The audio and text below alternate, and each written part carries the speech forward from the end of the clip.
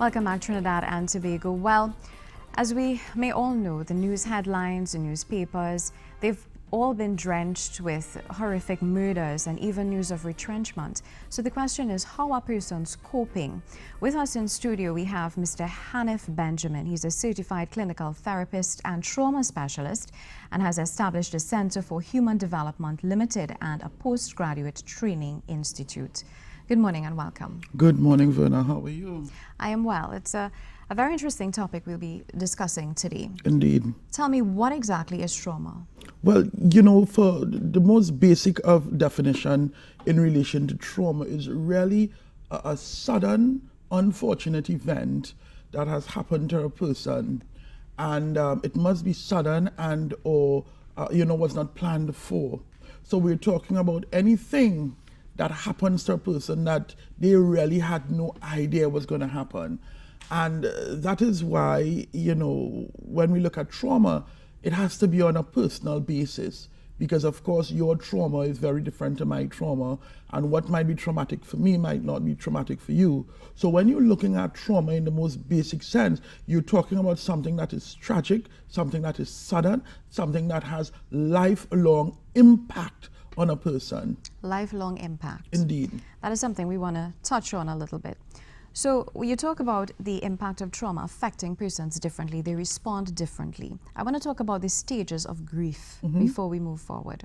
What are the stages of grief? Well, grief is linked very closely to trauma.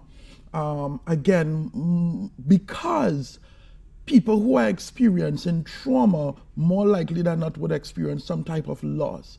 So when we're talking about the 5 stages, we're talking about stage 1, which is denial and isolation. Stage 2, which is anger. Stage 3, which is barraging. Stage 4, depression. And stage 5, acceptance. Now, when we list these stages, I must hasten to add, it may not always happen in that order.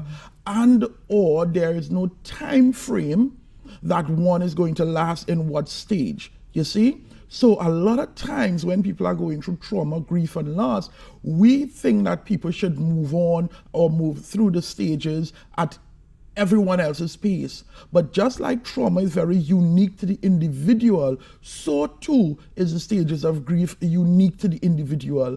And so how you move through the stages will be dependent on, your environment, your social support system, your coping mechanism, very important, your coping mechanism.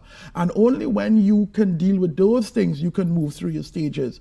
You can very well find that a person might be stuck at anger, depending on what happened. For example, a crime, a death through crime or something like that. You might find that a person is being stuck in that anger stage. Or if it is a vehicular accident, you find a person might be in a denial stage. You see, so the trauma that you experience will also be linked very closely to how you move through your stages of grief. Also the relationship of the person as well. Correct. So you find if you are close to a person, if you are not so close, it also determines how fast and how you move through your stages. You see, you find sometime that you may not have been too close, and so you move, or vice versa, you could have been close, but you move through because that is how you deal with trauma and grief. You see, so it's really an individualistic type of approach. And that is why when you treat people who are living and dealing with trauma and grief, it is very different. No two persons can be treated the same because the way you respond to, the way you experience the trauma is very, very, very different. One thing also, the issue of regret, I think it's the first thing that persons tend to, when they look back on the relationship they've had with the person, they say, I could have done this or I should have done that. What advice do you have for persons? A regret is something that keeps us in a place. It's almost like denial. It hinges closely. We tend to say this regret because we think that we could have. And one of the things that I always say to people, things happen the way it needs to. We don't have control most times over what happened. You driving down the road and you are driving according to the speed limit. You are driving safely and somebody plunged from the other side of the highway. What happens? You understand? We can't keep everybody in the house doing, So I tell people the first stage we need to get rid of is the regret. It is what it is. And that is why processing it becomes so important. Because if you don't process it, you will always be in a state of grief, a state of denial, a state of loss, yeah? With murder or even death, there's usually a sense of hopelessness and helplessness, especially where you have a mother-child scenario, so a parent losing a child. That has been described as probably the most traumatic experience ever. Correct. How does somebody even begin to pick the pieces up as a child, for instance, losing his or her, a parent losing their only child? And that in itself is compounded. That is what we would call compounded trauma. You see, now you have the trauma, which is the act in itself, but then you have the compounded trauma where you're talking about the only child. You're talking about other instances where it becomes even worse. Yes. You see, and that in itself requires a different level of processing. Long before, Verna, you can get to deal with grief, you'll have to deal with trauma. You see, because you cannot begin to deal with grief until you have dealt with your trauma. And sometimes people will be in a state of trauma for a long time, especially when it is compounded trauma. And people like that requires professional help. Because you see, what will happen is people will spiral out of control. You have depression can set in, because when you have that type of loss, you yourself don't see the need to move forward. You don't see the need to live. And so it becomes important for us to look at suicidality, self-harm, risk behaviors, because now you're thinking, you know what? I have lost. I have the ultimate of lost. So now there's very limited for me to live for. There is very limited for me to do. So now I will decide I want to harm myself. And so it becomes so important when people are dealing with compounded trauma to get that level of professional help. But more so, to be surrounded by people who care and love for you. And that is what we refer to as your social environment. You see, friend Brenner spoke about the ecological model and how the people around you become so critical for your recovery. You see, and so when you're dealing with especially compounded trauma, it requires a social environment that is supportive, a social environment that can care for you. You see, because the simplistic thing of eating, sleeping, bathroom use, taking care of yourself become very mundane. You don't want to do that because you are in a place of depression. And so the people around you now need to ensure that those things are happening. If you are on medication, make sure you're taking your medication. Medical health, all of those things are critical when dealing with trauma, more so compounded trauma. I want to talk about the people around you. A lot of persons aren't very, I wouldn't say educated then. A lot of persons aren't educated when it comes to the reaction to trauma and how do they interact with persons who are going through grief. Now, many times in the early stages of grief, there are instances where the individual may want to talk about the person, share memories, and then those around them may not really think it's healthy to do so. So they would change the topic. I think they change the topic because people are very uncomfortable speaking about death and dying. That is natural, a taboo subject in itself, more so when a person is dealing with trauma. You don't know what to say, and you're afraid you might say the wrong thing. You see, because you're not sure what the person who is living with the trauma might be experiencing. You don't know how to experience it. For example, you come up and you really don't know what to say, and you say, I know what you mean.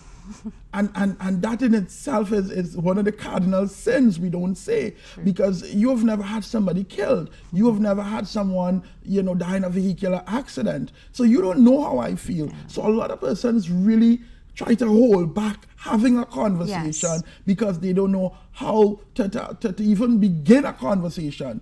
And sometimes, Verna, to be quite honest, silence is the best conversation you can have, especially when you are going through the first stages. Like when it's happening right now, a lot of people would call me, when people are dealing with a trauma in the immediate stage, and I said, no. The person needs to go through their raw emotion. They need to scream, shout, even if they need to express themselves, they need that. They don't want anybody coming and sit down and tell me how you feel, or I understand, or God is love, you know, and even when you're religious, we tend to rush in there, even in our sense of, you know, the whole religious aspect. But I say to people, stand silently and pray if you need to. Because sometimes when you are going through trauma, depending on what, you might be having a difficult time understanding God and where God has placed you. And I'm saying to people, it's not because you are not religious or you don't like God, but you are questioning, you know, your whole life at this point. Yes. And you don't want somebody, God understand and God will guide you. So I tell people, you know what? You pray silently for that person. And sometimes silence can be your strongest ally when dealing with trauma in the immediate aftermath of a traumatic incident. Mr. Benjamin, you spoke about persons coming to get counseling, professional help. Mm-hmm. Does it really help? It helps. It helps. It helps. And I have seen through my work, both in the United States and here doing trauma work, that it really moves. And what is amazing is sometimes I have people coming for help who would have been traumatized as a child, and now you're an adult. You see, there are two types of trauma we need to consider. We need to consider trauma 1 and trauma 2. Trauma 1 is the immediate that we spoke about, but we also have trauma 2, which is a prolonged period of trauma. And so you find people coming to deal with either one, the trauma 1 and or 2. So you have companies would call us in because there was an accident and plunge the entire staff into mourning. Families would call us because of what happened, plunge the entire family into mourning. And it helps, just the simple processing of trauma. Because you see, as I indicated before, you really cannot get to dealing with your grief unless you have crossed the hurdle of dealing with your trauma. And the whole idea of dealing with the trauma is processing what happened, processing where you are. And sometimes, you know, people go for treatment for years and years and they're not moving. And the reason for that is because they have not dealt specifically with the trauma. And until the trauma is dealt with, and when I say dealt with, I mean process, you know, understanding where you are. Facing it and not correct. hiding. And not only that, Verna, coming to an understanding that you now have to create a new normal. Because the normal you had before, you will never get back to it because you cannot be unraped. Your brother or family cannot come back. You see, you cannot grow back a limb after a tragic accident. You see, so we have to help you now create what is now known as a new normal with the understanding that this has happened. There's nothing that I can do, but I can create a new normal now, knowing where I am. Also, the additional pain of seeing graphic images all over social media. That in itself brings up two issues for me. One, the re-traumatization of the families, and two, vicarious traumatization of a nation. We have to be so careful in media, in whether it is the traditional media and or social media. We must understand that there must be a level of responsibility when it comes to families dealing with trauma and having these images over and over on the front page. Now, I remember my staff, Shireen, she coined the term, your digital footprint. That happens, and every year it comes back as a reminder, a tragic reminder. So we must be careful. The second thing is the what we call the re-traumatization, and the second thing we call is the, you know, when people are traumatized in society in itself by seeing these images. Because imagine, I remember one Sunday morning I woke up to pictures of dead body, you know, from a vehicle accident. That does something to a person. And you find a lot of people pulling away from news and reading the papers for that very reason. Yes. Because seeing these images does something. And so the DSM-5, the Diagnostic and Statistical Manual that we use to diagnose, has now coined trauma, right, in its own right. And it is saying you no longer have to experience trauma, but you can now hear about it, you can see the images and become traumatized and be diagnosed as being traumatized. You see? So we have to be so careful, Verna, as to how we print, how we produce materials on, you know, our social media, on television, because it does something to our society. Unfortunately, we've run out of time. I have so many other issues to discuss with you, of course. Probably we can have you in the future again. Definitely. All right, so we take a short break. We return with more. Stay tuned.